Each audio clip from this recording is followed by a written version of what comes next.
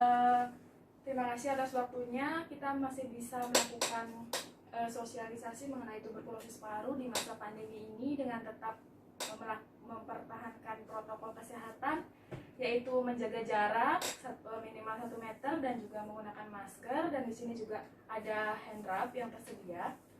Nah, pada kesempatan kali ini saya akan menjelaskan mengenai penyakit yang cukup mematikan ya di Indonesia. Nah, jadi penyakit ini adalah penyakit nomor 3 terbesar di Indonesia. Dikatakan bahwa setiap 1 detik orang di Indonesia dikonfirmasi terkena penyakit ini. Penyakitnya adalah tuberkulosis paru. Di sini ada leaflet yang bisa dibaca sembari mendengarkan. Nah, yang pertama adalah apa sih itu tuberkulosis paru? Tuberkulosis paru ini adalah suatu penyakit yang disebabkan oleh bakteri. Bakterinya namanya Mycobacterium tuberculosis. Nah, jadi penyakit ini biasanya menyerang jaringan paru-paru atau sistem pernafasan pada tubuh manusia. Sebenarnya juga tidak hanya menyerang paru-paru atau sistem pernafasan, dia juga bisa menyerang sistem yang lain seperti sistem limfe, sistem pencernaan, dan lain-lain. Di sini ada 3 varian utama Mycobacterium tuberculosis. Ada varian humanus, varian bovinum, dan juga avinum. Tetapi yang paling banyak ditemukan pada manusia, yang paling sering menyerang manusia adalah varian Mycobacterium tuberculosis yang jenis humanus. Nah, ini ada gambar. Jadi penyebab dari tuberkulosis paru itu adalah suatu bakteri. Bakterinya batang atau basil, dan dia bersifat tahan terhadap asam. Bisa dilihat pada gambar, bentuknya seperti ini. Dia sering menyerang jaringan paru-paru pada manusia sehingga menyebabkan gangguan pada sistem pernafasan manusia. Nah, ini untuk penularan dari tuberkulosis itu sendiri bisa kita lihat penularannya adalah melalui droplet. Jadi, droplet itu adalah suatu partikel yang dikeluarkan ketika seseorang itu batuk atau bersin.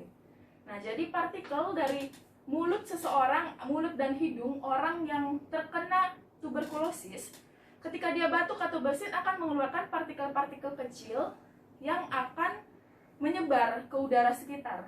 Nah, jika partikel itu terhirup oleh orang yang sehat, maka ada 2 kemungkinan. Yang pertama, jika sistem imun orang yang sehat tersebut bagus, maka tentunya tubuh akan dapat melawan bakteri Mycobacterium tuberculosis itu. Namun sebaliknya, jika sistem imunnya atau daya tahan tubuhnya rendah, maka orang tersebut akan tertular tuberkulosis dari orang yang sakit tadi. Nah, ini faktor-faktor risiko terjadinya tuberkulosis.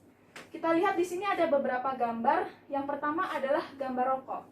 Nah, merokok ini berpengaruh terhadap sistem imun dan juga penularan dari bakteri tuberkulosis tadi. Selain itu juga kepadatan rumah.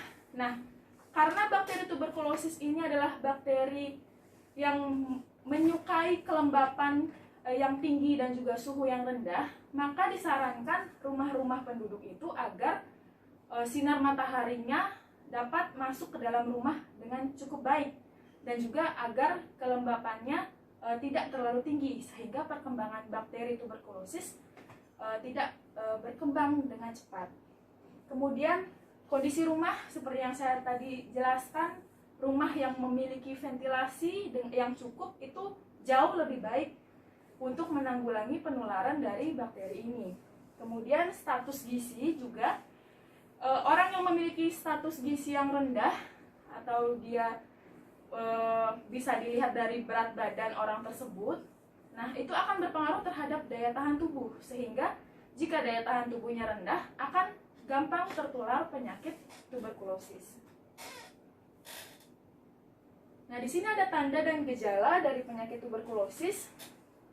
Tanda dan gejala yang paling sering ditemukan adalah batuk yang lebih dari 2 minggu.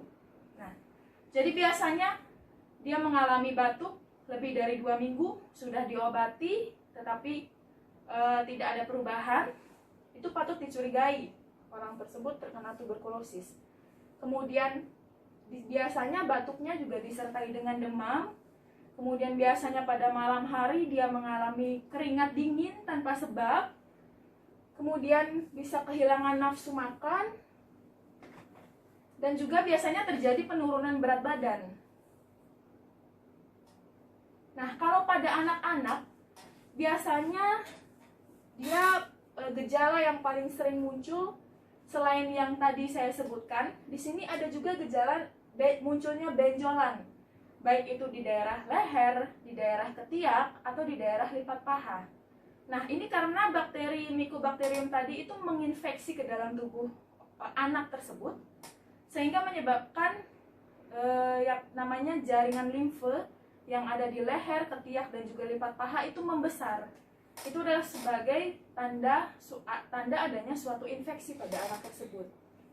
Selain dari gejala itu, anak juga biasanya mengalami penurunan berat badan, bisa mengalami demam dan juga batuk yang lebih dari 2 minggu, bisa juga mengalami diare yang berulang-ulang.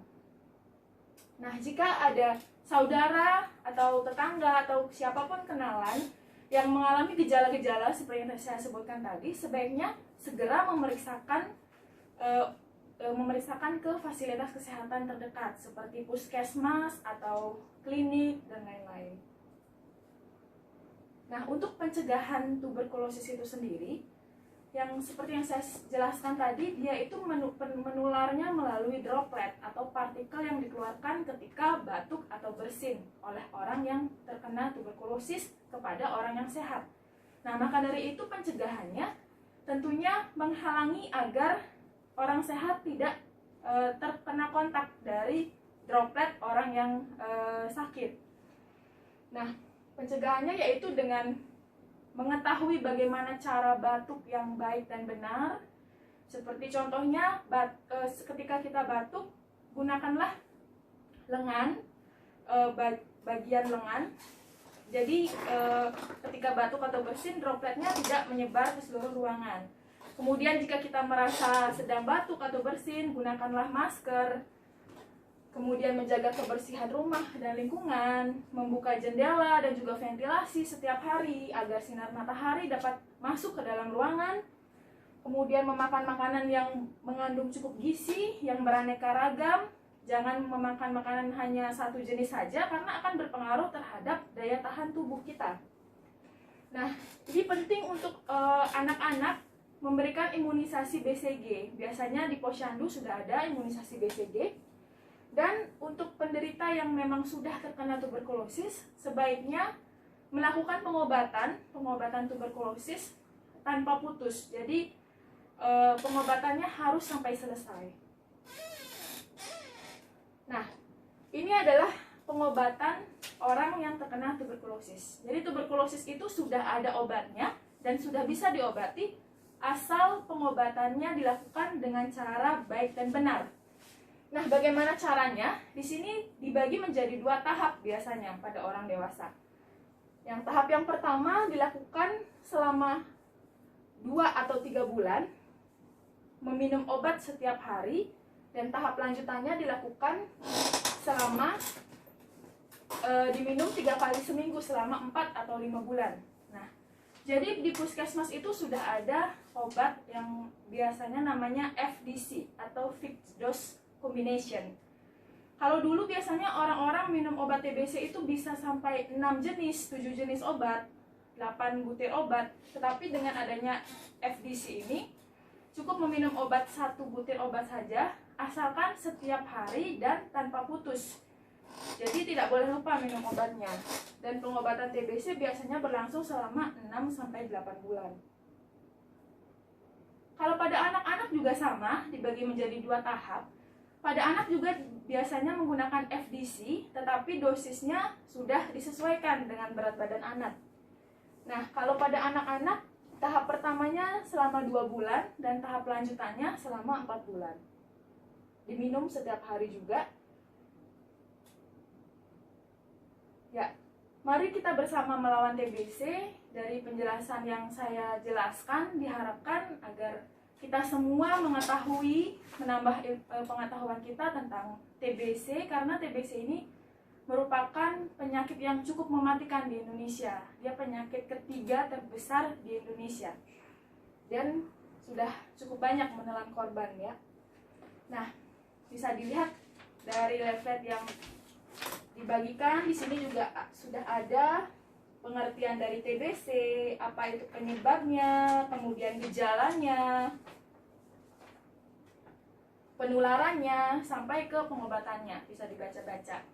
Nah, sekian dari presentasi saya. Apa ada yang ingin bertanya? Ya? Maaf dok, kalau tadi kan dibilang harus rutin tuh, kalau misalkan dia tiba-tiba lupa minum obat atau putus obat, bagaimana? Ya, jadi ada pertanyaan dari tadi saya sebutkan kalau pengobatannya ini tidak boleh putus. Setiap hari harus diminum selama 6-8 bulan, tidak boleh putus. Nah, bagaimana jika pasien itu lupa meminum obat? Misalnya lupa sehari, 2 hari, 3 hari. Sebenarnya ada aturan yang mengatakan kalau jika sudah lupa 2 minggu atau lebih, maka orang tersebut harus mengulang pengobatannya dari awal. Nah, jadi pengobatan yang sudah dilakukan selama ini, jika dia lupa minum obat selama 2 minggu atau lebih, itu pengobatannya diulang dari awal. Nah, bagaimana jika pengobatannya lupa tapi kurang dari 2 minggu? Nah, itu harus dilakukan pemeriksaan ke dokter. Jadi kita lapor, dok, saya lupa minum obat, lupa berapa hari, misalnya 2 hari, 3 hari. Itu biasanya kalau menurut protap dia akan dilanjutkan pengobatannya. Tetapi sebaiknya hal yang paling tepat untuk dilakukan adalah dilakukan pemeriksaan ulang dulu. Dilakukan pemeriksaan ulang apakah tes putumnya masih positif atau tidak, apakah ada resistensi terhadap obat itu. Karena konsekuensinya orang yang lupa meminum obat itu dia bisa mengalami namanya resistensi terhadap obat. Resistensi itu apa? Jadi dia sudah tidak mempan terhadap obat antibiotik yang diberikan. Nah, jadi kita harus tahu apakah dia masih mempan terhadap obat itu atau sudah tidak. Jika masih mempan terhadap obat itu, responnya masih baik, maka pengobatan akan dilanjutkan. Tetapi kalau sudah resisten atau sudah tidak mempan terhadap antibiotik yang diberikan, biasanya pengobatannya akan diganti ke antibiotik jenis lain. Seperti itu. Masih ada pertanyaan lain? Ya, jika tidak ada, terima kasih atas waktunya. Semoga ilmu yang saya berikan bermanfaat bagi kita semua. Terima kasih.